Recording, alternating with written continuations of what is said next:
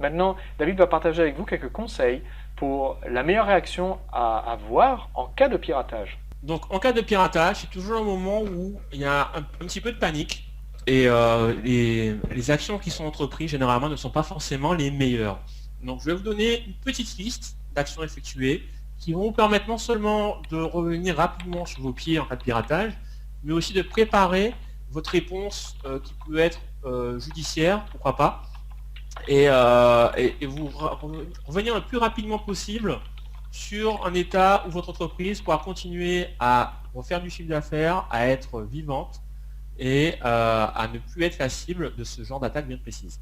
Donc, premièrement, il faut établir un constat d'fichier parce que le piratage reste un délit et selon la nature du piratage et son impact, c'est-à-dire les données qui ont été soit modifiées, soit volées, soit supprimées, votre réponse et votre responsabilité ne sera pas la même.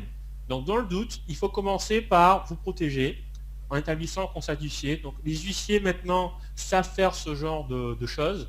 Ils sauront vous assister là-dessus rapidement et récupérer les informations qui leur seront nécessaires. Il est aussi très important pour vous de ne pas effacer les preuves.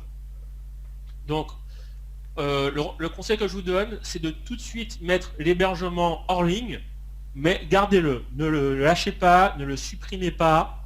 N'essayez pas de revenir à zéro avec le même hébergement. Vous risquez de perdre des éléments qui seront très précieux dans la suite du traitement de ce piratage.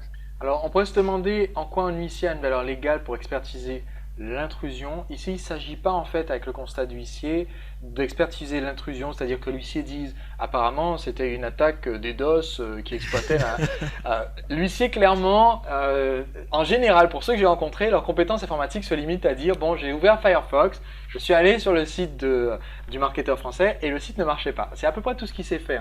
Mais c'est ça qu'on veut en fait comme constatation, parce que le constat d'huissier sert plus à constater qu'il y a eu un dommage, d'accord? En gros, le site n'est plus accessible et il y a un message du pirate qui dit le site n'est plus accessible, nanana. Mais ça sert donc plus comme ça pour qu'après, si on veut se retourner contre pirate, quand on arrive à identifier, on ait la preuve que le site a été en panne. Ça sert à ça, pas à expertiser d'un point de vue technique qu'est-ce qui s'est passé. Alors, juste après, j'ai mis amputer les membres affectés. Donc, c'est une analogie avec le vocabulaire médical, mais en même temps, c'est aussi un bon principe adopté pour vos hébergements et vos sites. Donc, une fois que vous vous êtes fait pirater, il ne faut surtout pas faire confiance au serveur et à l'hébergement compromis. Si vous avez plusieurs sites sur le même serveur, le même hébergement, et qu'un de ces sites s'est fait pirater, vous devez considérer qu'ils sont tous piratés. Donc il faut tous les retirer de votre environnement de travail et il faut mettre l'hébergement entier en ligne. Évidemment, il va aussi falloir revenir en ligne, il va falloir remettre le site disponible pour vos prospects et vos clients. Donc il faudra tout réinstaller et bien réinstaller sur un autre hébergement. Et évidemment, changer tous les mots de passe actifs pour cet hébergement-là. Donc d'habitude, ce que je recommande à mes clients, c'est parce que mes clients ont plusieurs sites. Rares sont les clients qui ont juste un site et une seule présence sur Internet. Donc du coup, ce qu'on fait, on prend au moins 2 hébergements différents et on installe leur site sur un hébergement à la fois. Mais on partage en fait tout leur catalogue de sites sur les 2 hébergements. Ce qui veut dire que si un hébergement se fait pirater, il suffira de réinstaller le site sur l'hébergement numéro 2. Il n'y a pas de temps à perdre à recommander un hébergement, à attendre qu'il soit disponible, à le resécuriser, à tout remettre dessus. Il suffit juste de remettre le site dessus. Ou même plus astucieusement, étant donné qu'on est en train de parler d'hébergement et de serveur, ce sont des éléments qui sont automatisables. Il suffirait de créer un script qui copie, donc qui fait des sauvegardes d'un hébergement vers l'autre. Et donc, au niveau de votre manager, au niveau de votre interface de contrôle de l'hébergement, vous activez le site uniquement sur un hébergement à la fois. Donc ça vous permet de revenir rapidement en ligne et d'être tout de suite opérationnel. Bien sûr, il faut faire attention à ne pas juste remettre le même site en ligne avec la même vulnérabilité, si c'est à cause d'une vulnérabilité que vous êtes fait pirater, Et donc du coup, vous prenez le risque de vous refaire pirater le deuxième hébergement parce que vous n'avez rien corrigé. Donc, par défaut, il va falloir faire le constat, mettre hors ligne tout ce qui a été piraté, réfléchir à la façon par laquelle votre site a été piraté. Si c'est une intrusion d'un pirate, il va falloir trouver d'où vient cette intrusion et la réparer. Si vous ne savez pas, à ce moment-là, il va falloir limiter aussi votre risque de reprise. Donc réinstaller tout sur un autre hébergement qui va être différent et isolé de tout le reste et voir comment le site se comporte. Si le site se refait pirater, ça veut dire que vous avez une faille dans ce site qui n'est pas corrigée et sur laquelle il va falloir travailler avec un expert en sécurité ou en réinstallant toutes les briques informatiques depuis zéro. Vous installez un nouveau WordPress, vous ne mettez aucun plugin, vous remettez juste les fichiers, la base de données du site et vous regardez si ça marche. Et vous ajoutez service après service en prenant du temps pour éviter de remettre juste un service qui est vulnérable et qui va vous faire pirater. Et je tiens vraiment à insister sur ce que David vient de dire. Quand on dit on ajoute service après service, par exemple, mon site s'est fait pirater. Je me dis peut-être que le pirate avait les mots de passe. Je change les mots de passe. Je ne vais pas copier-coller tous les fichiers de l'ancien site. Je vais installer un nouveau WordPress, tout propre, tout neuf, depuis wordpressfr.net, là, voilà, tout neuf. Je vais retélécharger mon thème, retélécharger les plugins et les installer à partir de rien. Récemment, je connais quelqu'un qui s'est fait pirater son site, qui pensait donc que c'était juste parce que le pirate avait récupéré un mot de passe. Donc, il a juste copié le site et remis en ligne. Évidemment, au bout de 5 minutes, le site s'est refait pirater parce que le pirate, malin comme il est, a évidemment laissé une porte ouverte en arrière-boutique dans l'interface d'administration qui lui permet en 2 minutes de faire ce qu'il veut parce que tant qu'on n'a pas supprimé le fichier infecté, il a encore la main. Donc c'est pour ça qu'il vaut mieux reconstruire le site en retéléchargeant les outils à partir de leur version propre sur les sites d'origine plutôt que de juste se dire bon bah c'est bon, c'était sûrement juste une question de mot de passe, j'ai changé les mots de passe, je garde mon site vérolé tel qu'il était avant. Le point suivant est d'entrer en contact avec votre avocat et votre avocat va pouvoir vous indiquer quelle est la suite à mettre en œuvre pour le traitement de ce piratage. S'il s'agit juste d'un pirate qui est entré dans votre blog et qui a effacé tous vos articles, l'impact est beaucoup moins fort que si ce même pirate est rentré dans votre moyen de paiement et a volé toutes les cartes bleues de tous vos clients. Ce n'est pas le même risque, le même préjudice pour vous, et ce n'est pas, le même préjudice pour vos clients. Donc généralement, je constate que beaucoup de chefs d'entreprise qui débarquent n'ont pas d'avocat. Et le piratage est le moment où ils se rendent compte qu'ils doivent vraiment se dépêcher d'en trouver un. Et ce choix se fait un peu en catastrophe. C'est un peu dommage. Je vous recommande de réfléchir dès maintenant à un avocat et à partir en quête de cette perle rare qui saura vous aider au moment où vous aurez vraiment besoin de lui. Mais c'est comme les comptables, et c'est comme l'assurance, c'est des choses qu'on met en œuvre dès le début. On sait qu'on n'aura pas forcément besoin, mais mieux vaudra l'avoir sous la main quand le moment sera venu. Je vous recommande vraiment d'en prendre un maintenant. Quelque chose d'intéressant à savoir, si vous pensez, oui mais un avocat c'est relativement cher, les meilleurs avocats, j'ai parlé avec beaucoup d'avocats au fil du temps parce que j'ai eu affaire à beaucoup de gens que j'appellerais techniquement des têtes de pioche, c'est un terme technique, et sur plein de sujets, des vols de données, des vols de propriété intellectuelle, tout ce qu'on veut. Et donc j'ai eu affaire à beaucoup de cabinets d'avocats et j'ai constaté quelque chose.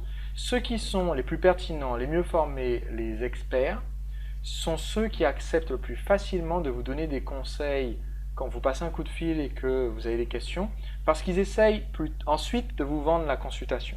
Donc en fait, vous pouvez très bien obtenir d'excellents conseils d'un avocat, 2 avocats, 3 avocats, si vous les cherchez bien, sans avoir besoin de payer une prestation. Parce que le but de l'avocat, c'est de se dire, si jamais après vous poursuivez le pirate, c'est lui que vous allez choisir, parce que c'est lui qui vous a aidé, il vous a expliqué quels sont les risques, il vous a expliqué ce que vous devriez faire. Il ne vous a pas donné le courrier à envoyer, par exemple, au pirate, mais il vous a dit, il faut envoyer un courrier. Mais il vous a donné tout le conseil. Et c'est comme nous on fait avec un lancement orchestré quand on donne plein de conseils à un prospect avant de vendre le produit. Les bons avocats fonctionnent de la même façon. Donc il ne faut pas avoir peur, si jamais vous avez un cas de piratage, à passer des coups de fil, à demander conseil, parce qu'un bon avocat vous donnera du conseil avant de vous envoyer un quelconque devis ou une quelconque facture.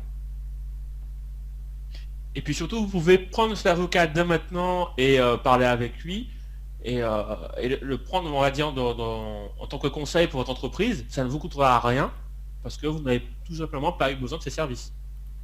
Par contre, au moment où le préjudice aura lieu, au moment où le piratage aura lieu, à ce moment-là, vous verrez ensemble la réponse à avoir. Et surtout, l'avocat va être important parce que, vous voyez, ici, vous avez une obligation légale de communiquer avec vos clients en cas de piratage. Et comme toute obligation légale, il y a aussi pendant un petit peu...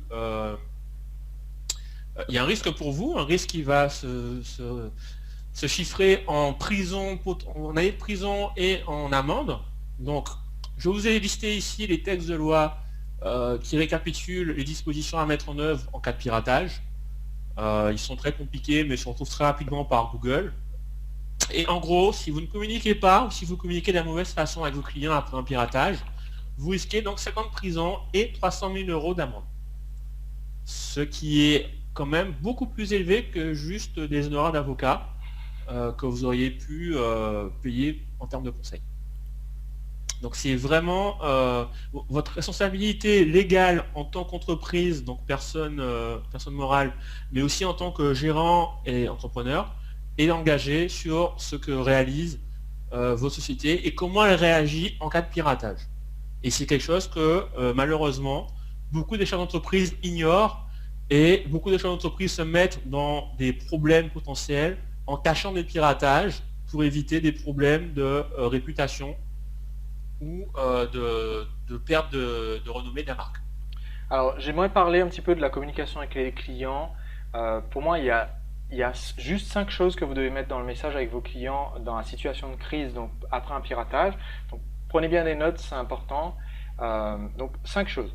Premièrement, vous informez les gens de ce qui s'est passé de la façon la plus factuelle possible, sans attaquer ou critiquer le responsable, les suspects de ce qui s'est passé. Donc, juste vous informer de ce qui s'est passé. Vous avez peut-être constaté que notre site n'était pas accessible au cours de la journée de lundi. Le site était remplacé par une page longue. Très factuel, très court, très succinct. Deuxièmement, exprimez aux gens ce que ça vous a fait ressentir, toujours de façon très simple, très succincte, pour que le lecteur, donc votre client, puisse se reconnaître en vous, on va dire un petit peu. Il y a cette notion essentielle, c'est comme un héros dans une histoire, il faut que les gens puissent s'approprier ce qui s'est passé et se mettre un peu à votre place et être aussi indigné que vous avez pu l'être. Donc, il ne faut pas l'exagérer, mais c'est le deuxième point. Expliquer à quel point vous êtes embêté pour l'expérience négative qu'ont pu vivre vos clients, et c'est l'émotion dominante. Troisièmement, indiquer aux gens exactement ce que vous allez faire pour réagir et ce que vous faites en réponse à ça, et ce que vous allez faire à l'avenir pour éviter que ça se produise à nouveau. Donc troisièmement, c'est ce qu'on va faire. Donc vous avez exprimé jusqu'ici ce qui s'est passé, voilà ce que ça nous a, voilà comment on s'est ressenti à ce moment-là, et voilà ce qu'on fait pour réparer, et voilà ce qu'on va faire pour éviter que ça se produise à nouveau. Ensuite, quatrièmement, laissez une information de contact. Vous pouvez, si vous avez des questions, nous écrire à telle adresse ou nous appeler à tel numéro. Et cinquièmement, pour clore cette communication, qui peut être en email, qui peut être en article, vous remerciez vos clients pour leur soutien et vous leur laissez un message d'appréciation pour ce qu'ils font pour vous en vous soutenant et à quel point vous êtes ravis de pouvoir continuer à les aider à l'avenir. Donc c'est 5 éléments, c'est assez simple, c'est bref, ça vous donne une structure que vous pouvez utiliser pour cette communication avec vos clients. Ça vous permet donc de vous couvrir au niveau de cette obligation légale et en même temps de ne pas jouer le jeu du pirate ou des pirates en rentrant dans tout un débat à leur sujet, etc. Donc voilà, ça reste très simple, très court, la communication passe et les gens peuvent vaquer à leurs occupations après avoir lu votre message. Et quand vous avez fait ça, c'est bon. Ok, donc on vient de voir que la réponse à un piratage, la réponse immédiate, n'est vraiment pas compliquée, mais il faut juste faire les choses dans l'ordre. Donc d'abord, établir le constat d'huissier pour se prémunir contre l'interprétation de ce piratage et bien amener la preuve que vous avez subi ce préjudice. Ensuite, amputez les membres affectés et remettez vos services informatiques en marche dans le bon ordre, en prenant votre temps et en faisant bien attention à ne pas compromettre les autres services quand vous réinstallez le site. Donc, ne réinstallez pas le site au même endroit sous le même endroit que vos sites existants. Ayez toujours un hébergement supplémentaire de côté pour pouvoir justement gérer ce genre de problème. Vous gagnerez ainsi du temps pour la remise en œuvre et la remise en disponibilité de votre site. Contactez votre avocat qui saura vous assister dans la réponse judiciaire à faire pour votre piratage. Et il saura aussi vous donner les bons conseils pour communiquer avec vos clients, ce qui est très important. Surtout, ayez un avocat avant de vous faire pirater. Donc c'est le moment d'en choisir un si vous n'avez pas encore choisi. Maintenant, j'aimerais vous envoyer mes conseils chaque semaine pour vous aider à devenir entrepreneur libre. Si vous allez sur entrepreneurlibre.com/conseil, cela vous permet de vous abonner à la newsletter.